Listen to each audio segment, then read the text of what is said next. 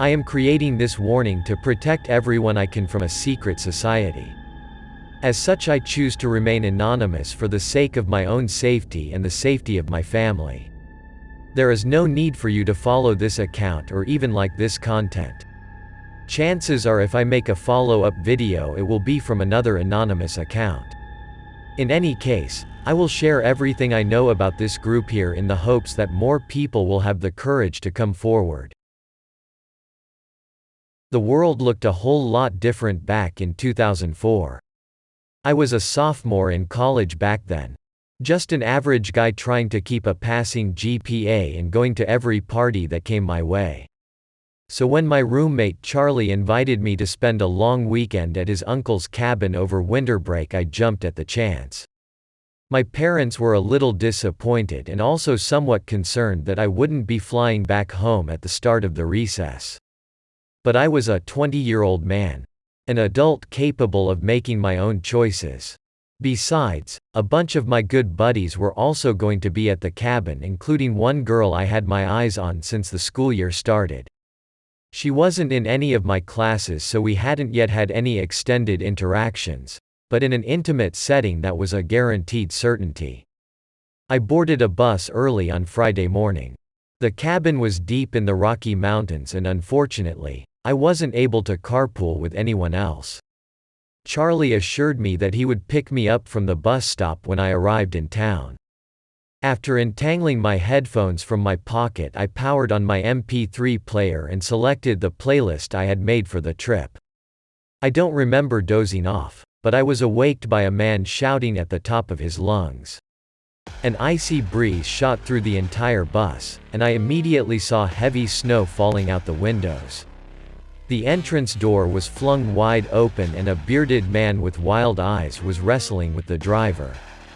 "They're everywhere," the stranger shouted.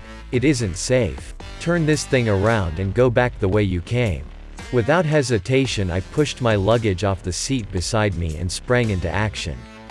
I had been on the wrestling team ever since middle school, and in no time at all I had subdued the wild man and held him to the ground.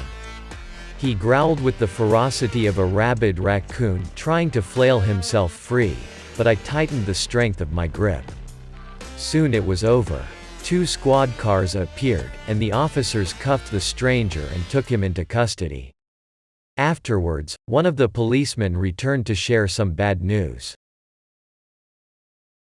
"Sorry about the disturbance, folks. I'm sure everyone is still a little rattled. All the locals here know Ed and that he is harmless, but to outsiders he can be a bit much. The man has mental health problems that are only exacerbated by his drinking. We'll make sure he gets a proper night's rest down at the station." The officer cleared his throat and returned his flashlight to the belt. Unfortunately, this blizzard caught us completely by surprise. There is a rock slide about a mile up ahead and the freezing roads are not safe for travel. As the driver discussed our options with the policeman, we learned that there were several motels nearby as well as a handful of casino hotels. Luckily, I had a decent amount of cash on me and asked to be dropped off at the first motel we passed going into town. I was watching the bus drive away the same moment I noticed the hotel sign read "No vacancy." Could this weekend get any worse?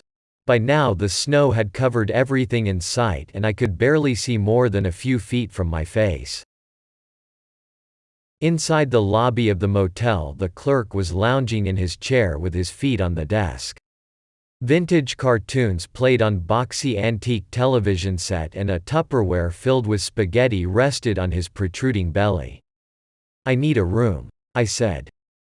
"Sorry, we're all booked up. Try the Coyote Motel. They aren't too far from here," he said without looking in my direction. "Have you looked outside recently?" The clerk did not reply. He opened his mouth wide while he swirled the pasta with his fork. About 20 seconds later he funneled a clump of dangling noodles down his throat. "Fine," I said. "I guess I'll spend the night right here." I propped my duffel bag against the faux wooden panels of the wall to form a makeshift pillow before lying down on the floor. There was a good minute or two of silence while I could hear the familiar tune of the cartoon's ending theme play. "Wait," the clerk said. "I just remembered something." I stood up and watched as he shuffled through an open drawer. He inspected a tarnished key with a peeling label and slid it to my side of the counter. This room was booked until Sunday morning, but the guy never came back. He definitely won't be returning now. "Give me $100 and it's yours." I placed the cash in his greasy palm and pocketed the key. The room is exactly what you would expect. Just like the lobby, the decor was decades behind in style and in good need of repairs. When I sat down on the bed to remove my wet shoes and socks, I noticed a suitcase standing upright on the floor. Around the handle was a luggage tag. To my surprise, someone actually filled out all the information. I decided to do the right thing and phone the owner. After dialing the number, the following conversation was brief but incredibly strange. The suitcase belonged to a Professor Zimmerman who worked at the Smithsonian Institution in Washington, D.C. He had come to this area on business but was unable to make it back to the motel before the storm hit. Apparently, he had planned to return when the destruction caused by the avalanche was cleared. Zimmerman told me not to open the suitcase and promised to pay me $4,000 if I would just keep it safe for him. I agreed and the professor sounded delighted. By the time I hung up the phone, I was already unzipping the suitcase. I half expected to find drugs or guns inside. Maybe even something worse. Instead, I found only a primitive figurine wrapped in a small blanket. Perhaps it was clay or dark polished stone. The humanoid form was cold to the touch and surprisingly heavy in my hand. Some areas were excessively worn and there were many visible hairline cracks along the surface. I gently tossed it onto the bed next to me and turned out the light. That night I slept. And if I dreamed, that dream was claustrophobia come to life. A remote feeling of being buried deep underground. Wanting to scream but lacking a mouth. I was roused by the shrill tone of the motel phone ringing. "Zimmerman?" I answered. "No," a female voice said. "Professor Zimmerman is dead." My hand began shaking uncontrollably. The woman continued. "My name is Abigail Russo. I was a friend of the late professor. Unfortunately, I couldn't get to his position on time and they got him." "Who are they?" I asked. "Look out your window. Do it carefully," she said. I slowly pulled back the stiff fabric of the curtains about an inch or so. The sun was out and the snow had stopped. The road and most of the parking lot appeared to have been plowed completely. Then I noticed something alarming. 3 men dressed in suits were huddled around a black van. Each was wearing sunglasses and a bulletproof vest. A 4th individual was approaching the motel lobby brandishing an assault rifle in his arms. "Shit, shit, shit," I whispered into the phone. "What should I do?" "By now you must have already discovered the statue. I'm not going to lie to you. Those men are there to recover it. But even if you were to hand it over to them, they would kill you just because you know too much. Unfortunately, that's why they killed Zimmerman. My team can keep you safe, but you must be willing to do exactly as I say." "Okay," I agreed. "What now?" "In a moment I am going to create a distraction.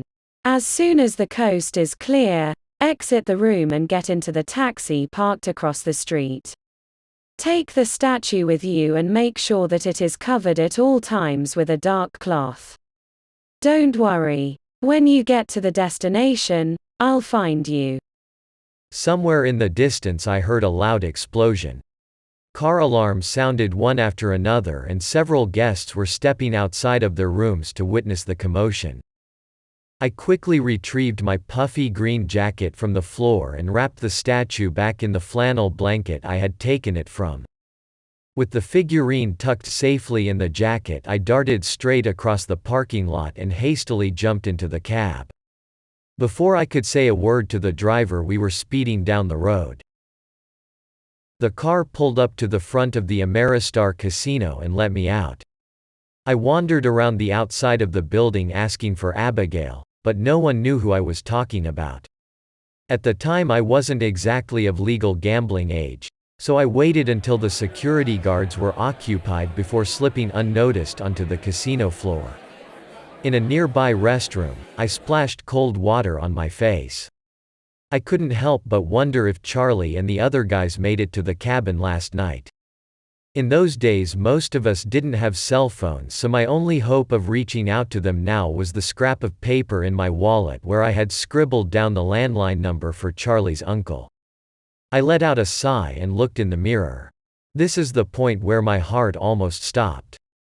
Standing behind me was Ed, the crazy hobo I had tangled with on the bus.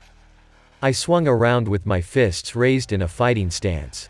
Ed brought a finger to his thin lips as if to silence me. "I'm making my way out of town now," he said. The scent of hard liquor reeked on his breath. "Something terrible has been awakened from deep in the mountains. I know you feel it too." "Not really," I said.